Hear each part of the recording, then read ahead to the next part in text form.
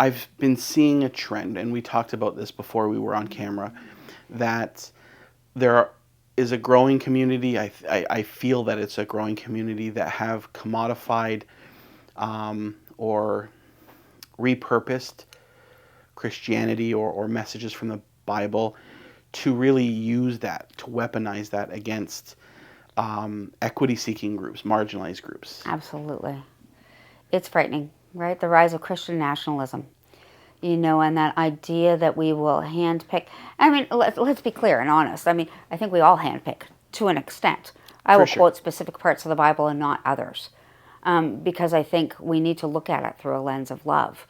But tell me any other place that you can literally pick out something from, say, even a document of laws from 2,000 years ago, and then say, I'm going to use it to oppress Dave.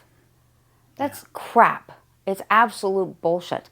And quite frankly, that is absolutely against everything that Jesus taught us, right? If it doesn't become more inclusive, it becomes exclusive, then we're going the wrong way. My struggle is, how do I include people who are exclusionary, right? Yes. That's problematic, but I got to do it. That's what we're called to do.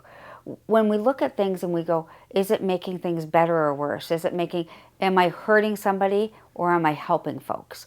And don't tell me that you are helping a group that you know nothing, that you aren't part of, right? So if I go and I'm going to help you, and I struggle with this in very, very small areas, but if I say, Dave, I am helping you, this is what I'm going to do for you, is that actually helping Dave? Or do I actually have to ask Dave? Right. How to help? What's best to help? Yeah. So if I tell you I'm helping you by telling you that you can't do this, and you can't love who you love, you can't have, and by the way, all your urges are wrong, and everything the way you are, no, doesn't, and yet I know nothing about that. That makes no sense whatsoever. It is like me telling somebody who speaks a different language they're speaking it wrong. It's ridiculous. It's insane. But, man, it's powerful. But always look, it's never alone, right?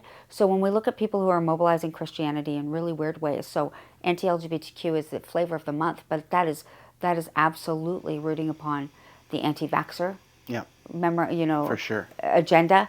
It is rooting on the anti-government agenda. It is rooting on an anti-tax. It is rooted on a whole bunch of other things.